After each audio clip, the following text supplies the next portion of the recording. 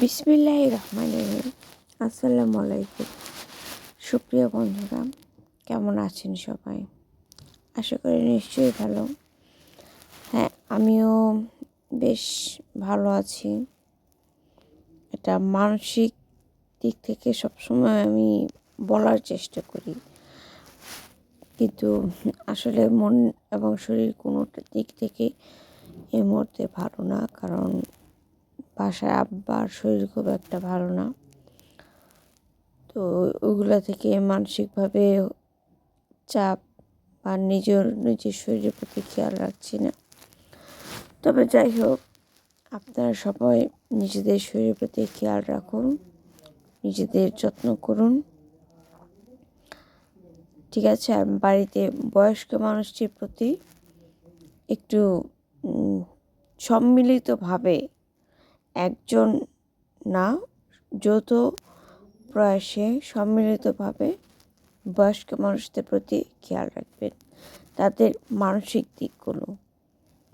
কথাটা এর জন্য বললাম যে একজনের কাঁধে দায়িত্ব চাপাটা অমানবিকতা, 10-এর লাঠি 1-এর বোঝা। একজন বয়স্ক মানুষের সাথে সুন্দর করে কথা বললে মানুষটি এমনিতেই অনেকটা সুস্থ থাকে, আর আমরাও অনেক কিছু থেকে বেঁচে যাই। আচ্ছা, চলুন, let's start our delicious journey with rain cooking cottage. এটা চালতা গাছ আমাদের। কেমন?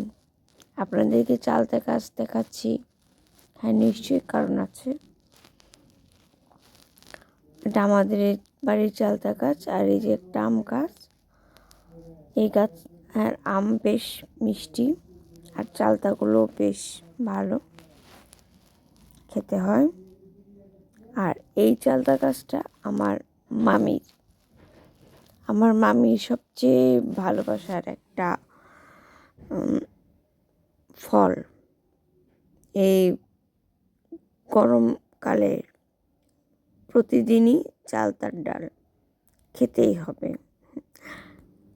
হ্যাঁ, আজকে যে ভিডিও বা রেসিপি আজকে দেখাবো, এটি হচ্ছে আমার মামিকে ডেডিকেট করে চালতার মুগ ডাল।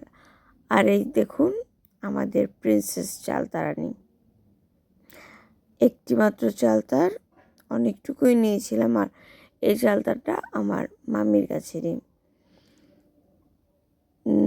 তবে চালতা কেটে নেওয়াটা অনেক ঝামেলা এবং বেশ রিস্ক। তারপর প্রাণপণ যুদ্ধ করে 2/3 চালতা দিয়ে মুগ ডাল দিয়ে রান্নাটা করেছি। ট্রাস্ট মি, এত ভালো হয়েছিল খেতে। এ দেখুন, এইটুকু নিয়েছি, আর এ দিয়ে রান্না করব চালতা দিয়ে মুগ ডাল। অবিশ্বাস্য হলেও সত্য, এবং একবার হলেও ট্রাই করবেন, কেমন? এবং ট্রাই করে অবশ্যই আমাকে জানাবেন।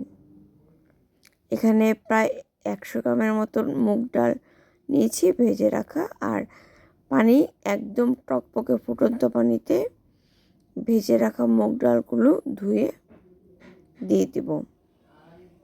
আর আমরা সকলে মুগ ডাল ভাজতে জানি। আমি যদি কখনো ভিডিও করি নিশ্চয়ই দেখাবো। দেখুন, প্রায় 30 মিনিট অনবরত শুধু ফুটিয়ে নিয়েছি, একদম মিডিয়াম আছে। আর এই দেখুন, রসুন কুচি, পেঁয়াজ কুচি, কাঁচা লঙ্কা, এগুলো ফুটিয়ে নেওয়ার আধা ঘন্টা পর দিয়ে দেব। দিয়ে ডালটা সুন্দর করে ঘুটে নেব। আর মনে রাখবেন, ডাল যত ঘুটবেন ডালের টেস্ট ততই বাড়বে। আর দেখুন, আমি এখানে হলুদ দিয়েছি, আর হলুদ দেওয়ার পর এই যে প্রিন্সেস চালতা রানীকে দিয়ে দিলাম। এখন একটু মিডিয়াম লো আছে, আর অবশ্যই আপনারা এখানে মৌরি ব্যবহার করবেন, এটা আমার স্পেশাল। দেখুন, অনেকটাই মৌরি দিয়েছি। আপনি চাইলে রাঁধুনিও দিতে পারেন। আমার মা রাঁধুনি ব্যবহার করতো বেশিরভাগ সময়, কিন্তু মৌরিটা আমার রেসিপি। এবার আমি ফোড়নের জন্য অনেকটাই পেঁয়াজ কুচি নিয়েছি। আপনারা চাইলে এখানে শুকনো লঙ্কাও দিতে পারেন, কিন্তু ওই চালতারানির স্মেলটা যদি নষ্ট হয়ে যায় সে ভয়ে আমি আর কিছু দিইনি।